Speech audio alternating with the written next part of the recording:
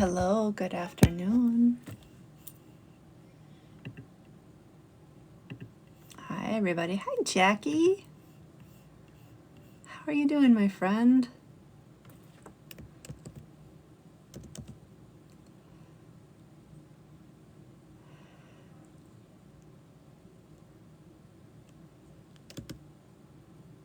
Hi, everybody. Welcome. I'm doing well. I thought I'd come live and share a little bit about astrology. If you are a parent, tell me in the chat how old your kids are, if you're willing to share that. I have an 18-year-old and 21-year-old. And what I do here on this app is I share the energy of what's going out in the world. And I kind of help parents navigate their kids a little bit better by understanding their children's energy too. So Jackie, we have kids that are about the same age then, if you have a 20-year-old. My whole hope and purpose and desire through astrology is to make it accessible to everybody. I have a Patreon that is not meant for people who understand astrology. It really is meant for everyday people. I try very hard not to use astrology language, to be honest, because a lot of times it just goes over people's heads and then they get frustrated. Yes, that is you, Jackie. But what I do is I share, when I do a reading with somebody, I pull up the chart of the moment that person was born. So in order for you to create a birth chart, you need to know where somebody was born, when somebody was born, and their time. I always recommend getting consent because, quite frankly, that's needed. And especially if your child is over 14, if you want me to do a reading for them, I do ask that you ask your kid, hey, is it okay that this astrologer looks at your energy? I help parents at different stages of their children's life. If they're over 18, if they don't live with you, I won't look at their chart because of that whole consent thing. Do I look at my own children's charts? Yeah. Thank you for the rose. Appreciate that. But they're my kids. So you have to figure out your own boundaries with your kids. Now, do I act on those charts with my kids? No, but it does help me know how to talk with them.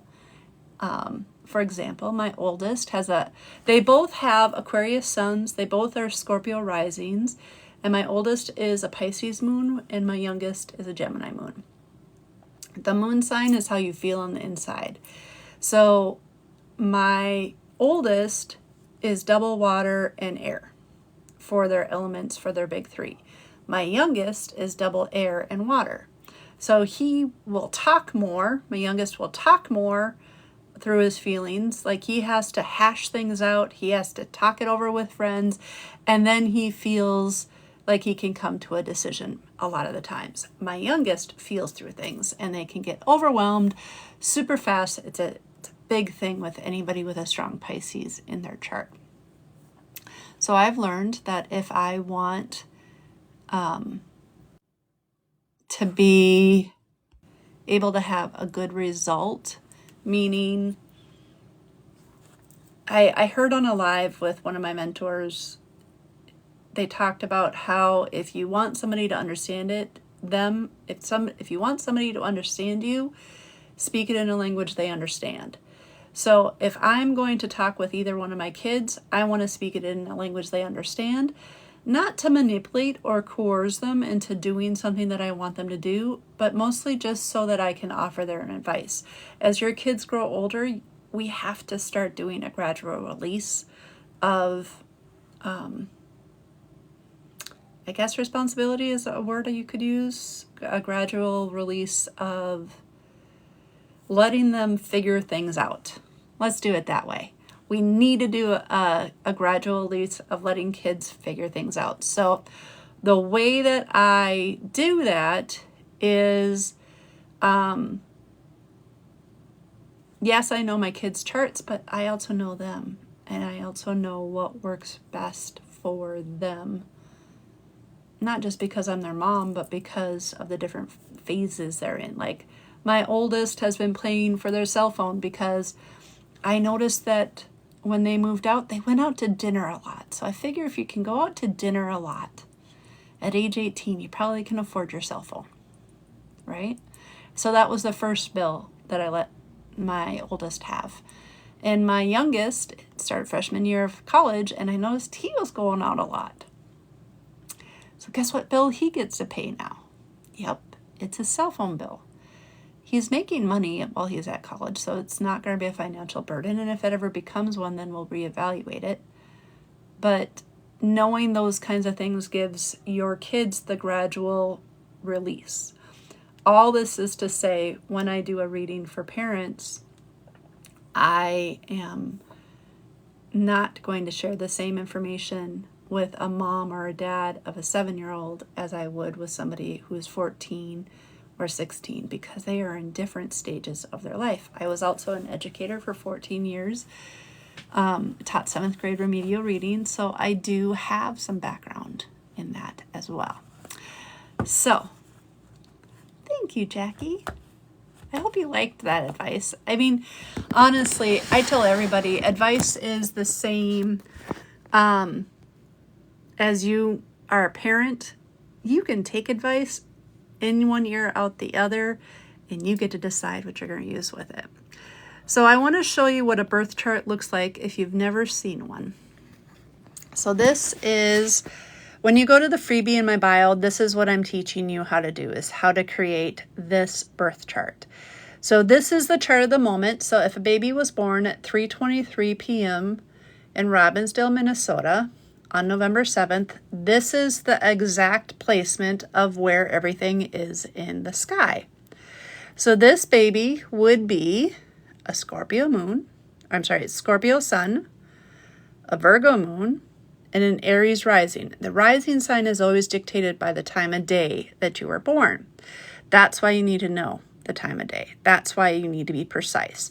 Telling an astrologer you think you were born at noon or you think you were born at this time won't necessarily give you the correct placement of this wheel.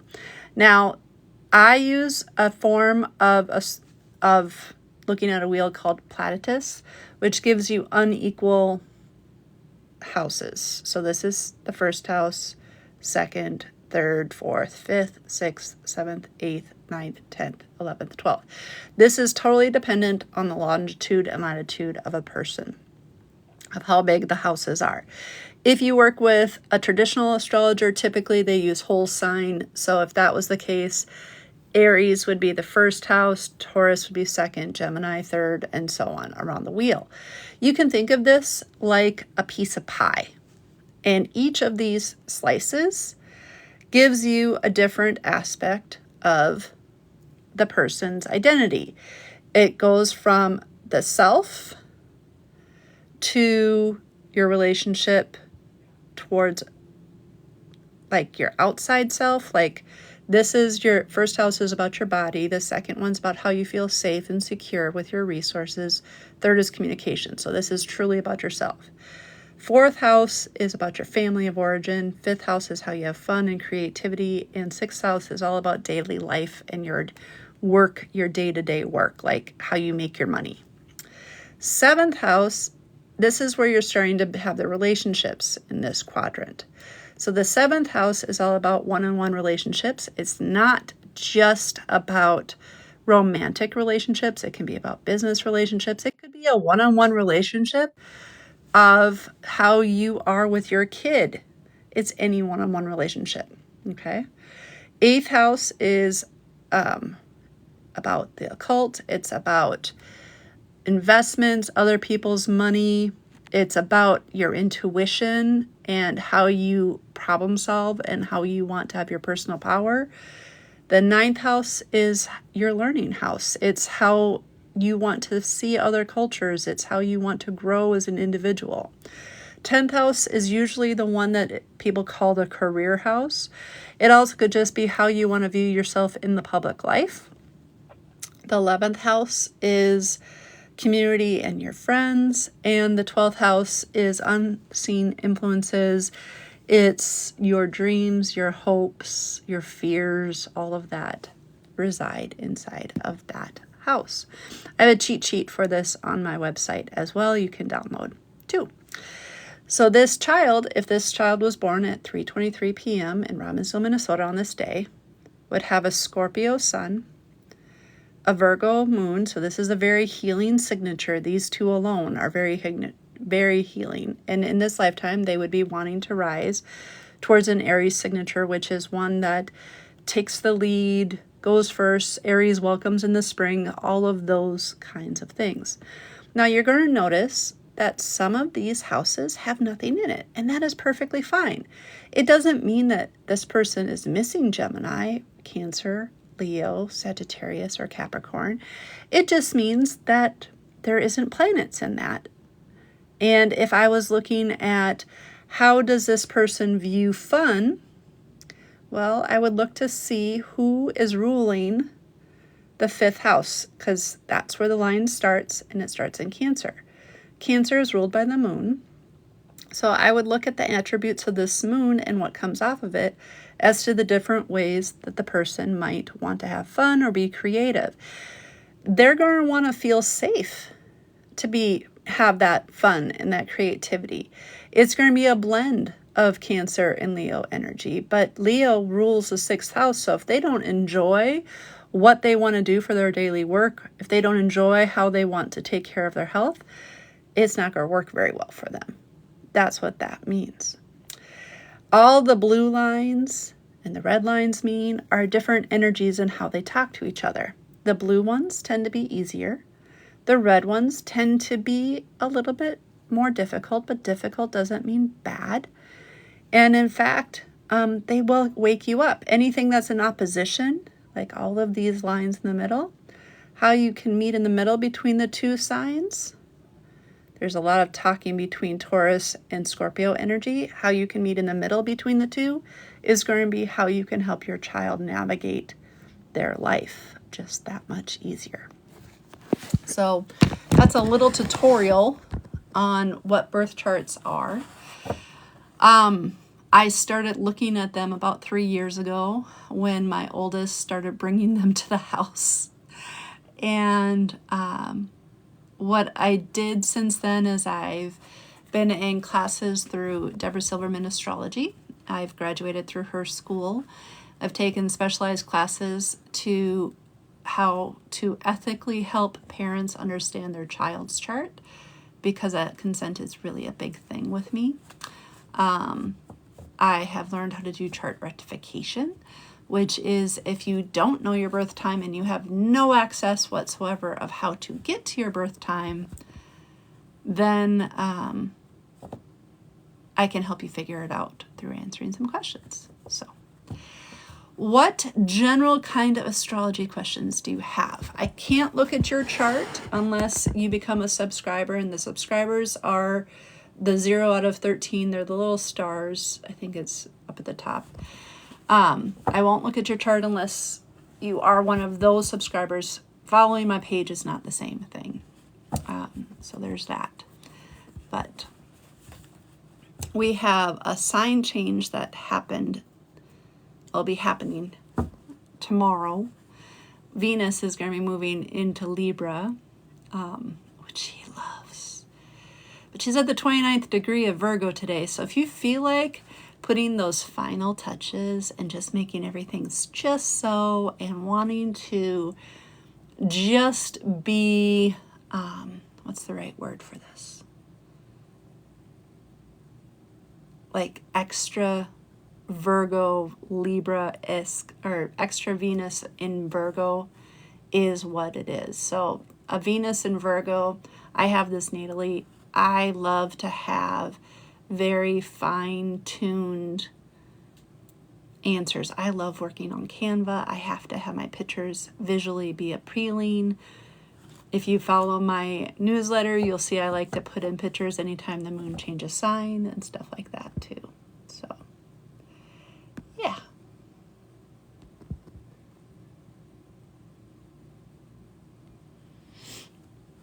So does anybody have any general questions about astrology, about, I can give mom advice as well.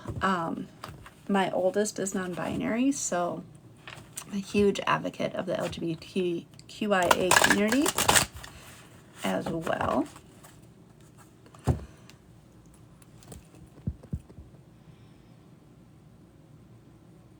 So there's that. Your oldest is, your 20-year-old is non-binary as well, Jackie? It's a very, I duetted a video about just today, and it was about an actress who was on the Graham something show, and she talked about how they them pronouns, and how she came to realize that if you just use the person's pronouns that they want to have used, it makes them happy. So why wouldn't you want to make somebody happy? It seems so simple, right? So I think it's super interesting. Yeah. So astrology questions, mom questions. I have no idea what I'm supposed to be doing with my kid for school questions. I pretty much am a jack of all trade kind of a thing. Oh, and I sell Tupperware. So there's that. I struggled initially because they them was so intentionally othering when we were kids. Intentionally othering. Do you mean, Jackie, do you mean the use of the pronouns they them was just not accepted when we were children? Because back when I was a kid, they them was only thought of as plural. Oh, to be one of those people. Got it. Non-binary, when I was growing up, I'm a child of, I was born in 1975. Non-binary wasn't something I was familiar with until Bonnie came out. And so the only thing that I ever grew up with was gay. That's it. Gay and lesbian. That was it. And then when Bonnie told us that they were non-binary, it was like, what was that? And one of the books that really helped me, let me flip my camera so you can read it better. So this book right here, The Transgender Teen, A Handbook for Parents and Professionals Supporting Transgender and Non-Binary Teens. This was really, really helpful, and I recommend it to parents and to teachers alike, because it's just a really great resource as well. I did go to therapy because I did not understand what non-binary was or what my role was as a mom. And I do now. And I know a big part of it is just letting my kid be who they want to be. That's the hardest part of being a parent, you know, is letting your kid be who they want to be. Because you want to protect them. Because the world is not always kind. My husband took it very, very hard and personally offended. About your child coming out as non-binary, he was personally offended by that. I was just confused. My mother-in-law, or not my mother-in-law, my mother was personally offended. At one point, tried to tell Bonnie that in order for them to call them grandma, they needed to allow my oldest to be called by their birth name around them. Otherwise, they could call their grandmother Mrs. Phelps. That didn't go over very well with me. Just saying. I don't associate with my mother anymore as a result. Or I have very limited association with them. So there's that.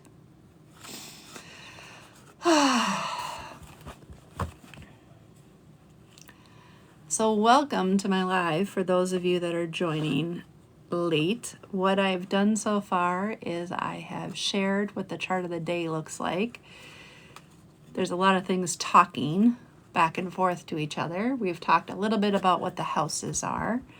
We've talked a little bit about what it's like to be a parent of a child that is non-binary and understanding how to best support them, or just being a parent in general. I'm a parent of bigs, meaning I have an 18 and 21-year-old. So the stage that they're in is very different than, say, a lot of our friends who have 7, 8, 9-year-olds. And when I do astrology readings for parents, I do the reading based on the age of their child, as long as it's developmentally appropriate. So like if a parent of a 2-year-old was coming, I would talk more about the elements and how to work with the elements with their child than what is Mercury doing for them. Because at age 2, it is all about how they feel and how they feel so safe and secure.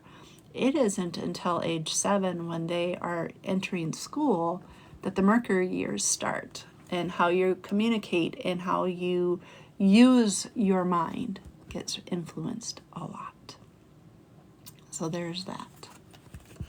So does anybody have any questions about astrology in general? I have a freebie in my bio that teaches you how to create your own birth chart. Is that probably a strong connection? I honestly don't know what I said that prompted that question. Can you elaborate, Jackie?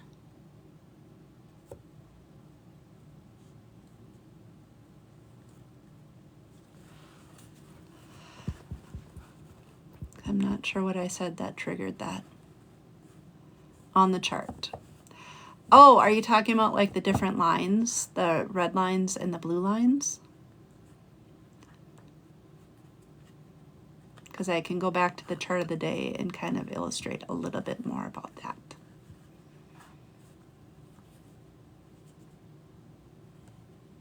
My kiddo has a lot of blue lines laying on top of each other. Yes, okay. So if your kiddo has a lot of blue lines, it means that there is easier aspects. The long blue lines are called trines, and that is in elements that are the same.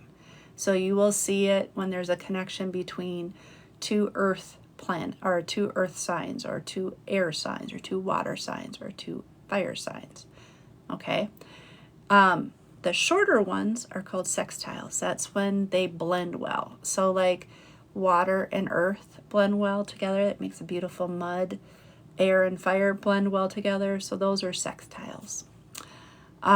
Then the red lines, the short red lines, are called squares, and those are at 90-degree angles. And the short ones are more like annoyances. And like there's a little tension there. Like we just had this past week the last quarter moon, which was in Leo with the sun in Scorpio. So it's a 90-degree angle. Leo wants to be out there. It wants to be shiny. It wants to have this limelight. It wants to have all the fun, and a Scorpio sun wants none of that. It wants to stay in the shadows. If it's going to be around people, they want to be around people that they feel they could trust and be safe around. So that's the tension. It's how do you meet in the middle between that? If it's an opposition, meaning they are directly 180 or so degrees away from each other, that is two opposite pieces of the pie, and how can you meet in the middle to go towards it? Now, if your child has more blue lines than red lines, it may feel like to them that a lot of the things that they had growing up just came easily to them. Like it was easy for them to go to school. It was easy for them to communicate. It was easy to do this. It was easy to do that. If they have a lot of red lines, it just means it's not bad. It just means there's a lot of activity that they get to learn a lot of things. I personally have a lot of red lines. I have a mix between the red and the blue. I prefer the red lines because they wake us up. I'm going to show you this example of the chart of the day. So if this baby, which was born at 3:23 in Robbinsdale, this is just the chart of the moment, you can see that there is a combination of blue lines and red lines. This just means there's an opposition between the Sun and Jupiter and Uranus and Mars. So they're always going to be talking. Their entire life is going to have this dichotomy of how can I meet in the middle between how I want to learn and how I want to expand things between Taurus and Scorpio, and how can my drive maybe be a little bit different than others, because Uranus likes to do things differently. Now you can see also, there's a chart down here that you can see how far things are.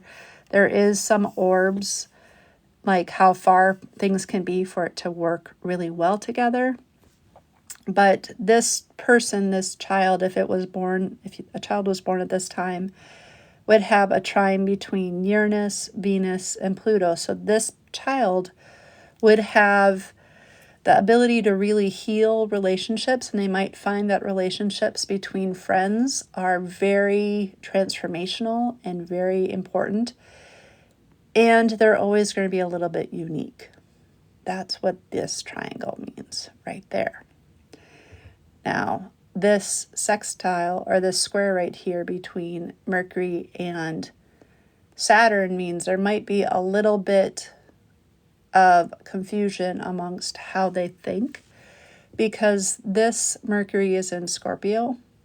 It's going to be more of an intuitive thinker. So finding structures, finding help in that way for that child might come in the form of, how do you help somebody, let me think about this. So if I had a parent come to me and there was a square between Mercury and Saturn, and they were both in water signs, I would ask, how does your child think? Do they have to feel through their feelings? Do they have to feel through, do they follow their intuition when they're about to take a test, depending on how old they are? They might need to learn about boundaries. Boundaries will be big for this child with us Pisces Saturn, because there is no boundaries in Pisces. Pisces is water vapor. And Saturn wants structure. Saturn is literally the teacher, whether we like it to be taught or not. Every 7 years, you're going to go through some kind of lesson or some kind of change, and it's not going to be bad necessarily. For my solar return, I had my second child, and I knew my family was complete. That wasn't bad. It was just different. Does that answer your question, Jackie? It's a very long-winded explanation.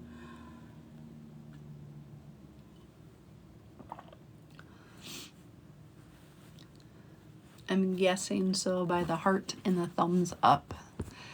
Does anybody else have any questions that you have generally about charts or whatnot? It's interesting to see how they all line up. Yes, I agree. When I started reading my kids' charts, it was like I got a treasure map, I think is the best way to say it. You know how on a treasure map you get to see where the treasure is, X marks the spot? Well, when I started reading my children's chart, I got to see how I can best help them evolve into their best selves and know when to back off as well. Like, for example, right now, my oldest is having a Saturn square because they haven't quite hit 30. I mean, they're only 21, but Saturn is activating where they are right now, and it's activating their fourth house. And I thought it was kind of funny because they moved into their first apartment, and it's been a learning experience for them. All of it has been, and that's what Saturn does for you. If you allow Saturn lessons to come, they're not always going to be easy. When you allow them to come and you're allowing yourself to be open to them, that's when the real learning, the real transformation can come. So there's that.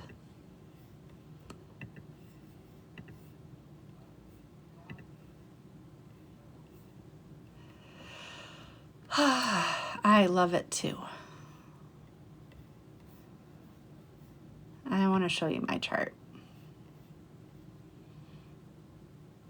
So this is what I mean by everybody's chart's a little bit different. So when I was born,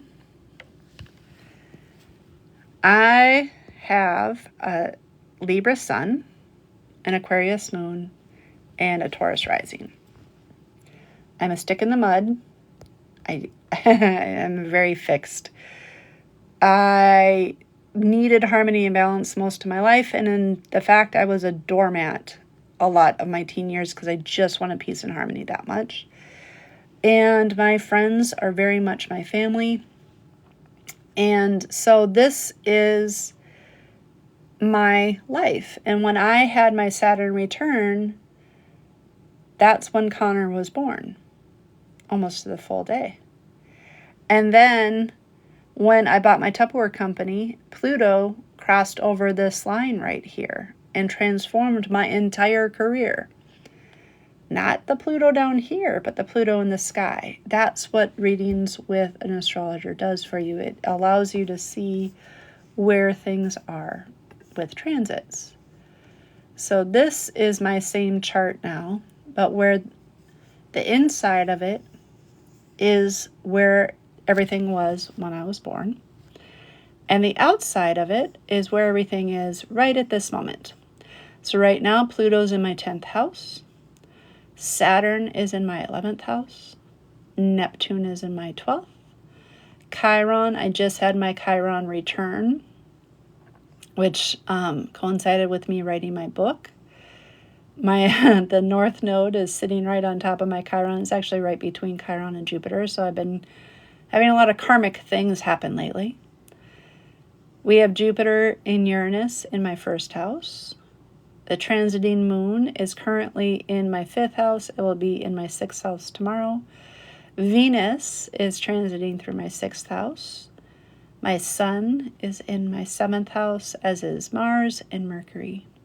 So that is what a chart looks like when you meet with an astrologer.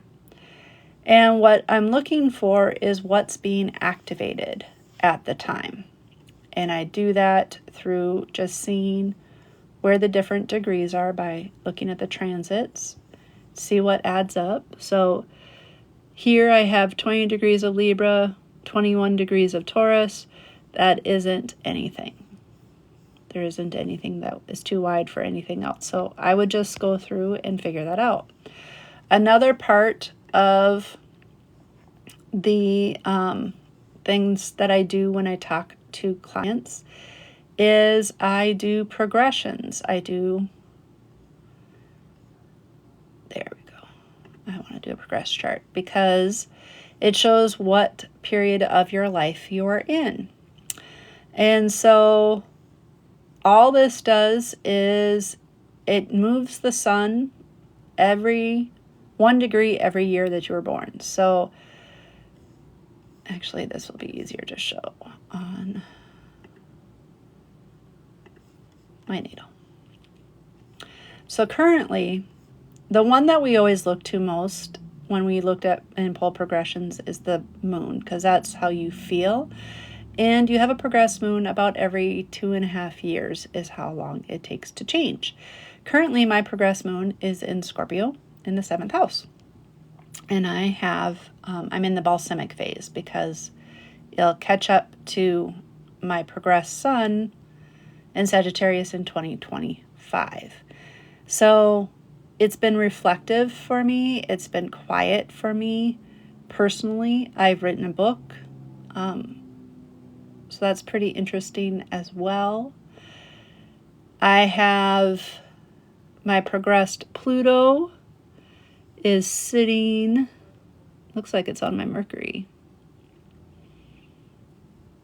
11 degrees. So it's right next to my Mercury. So how I've transformed how I view my thought process, and my communications is down here as well. My Mars is being activated too. So it's super interesting, everything that can happen within a chart. There's lots of different things that you can look at with an astrologer. The key thing is to go with somebody that you trust, because they are reading your energy. They are reading what you were born with, and following them on social media, seeing if you vibe with what they vibe with. Like if you are understanding what they're putting out, if you are saying, oh yeah, I see that, I do that, that is somebody that I would highly recommend working with then. I've gone to different astrologers and different psychics, and I learned different things from each one of them. But it ends up being, what do you want to hold true to yourself is the key. So there's that.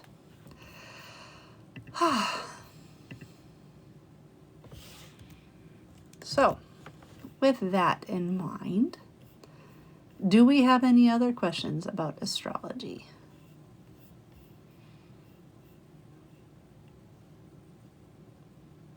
Or things of that nature?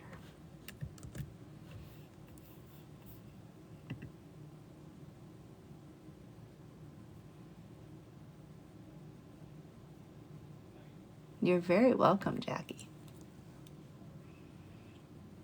And thank you for being part of my Patreon.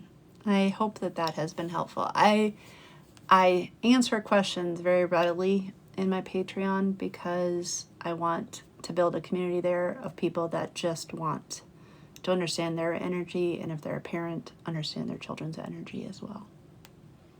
Oh, good. I'm glad that's been helpful for you. So, well, my friends, I am going to hop off here. I hope that this has been helpful for you. If you're just joining me now, my name is Sarah. I'm a mom and an astrologist. I'll be putting this video up on my YouTube, and it will show you the different aspects of the chart of the day, and I answered some questions about how do you know about blue lines and red lines in a chart and whatnot. I highly recommend checking out your own birth chart. If you don't understand what's going on there, there's some really cute books that can be used, resources. One of them that I recommend to parents a lot is this one. It is a DK astrology book. Yes, it is a book that is for children. But I highly recommend this book. This is something that was recommended to me when I was going through the astrology classes to learn how to help parents understand their children's charts. So I recommend this book to every single parent. As a result, it's super easy to understand because, like, they tell you what Aquarius is, and then they tell you all the different keywords so you can see what works well for you. And then it also goes through the houses, and if there's planets in this house, what could they be flavored with? And if the sign, what could they be flavored with? It's a really great, easy resource. And if you are a parent of littles and your kids are interested in astrology, this would be a very good resource for them as well. So there is that. I hope that this has been helpful to everybody. And I will put the replay on my YouTube channel so that you can see this in replay form if you like. And the link to that is all in the space you click in my bio, including my Patreon sign up and my emails as well for the energy of the week ahead. Have an amazing day, everybody.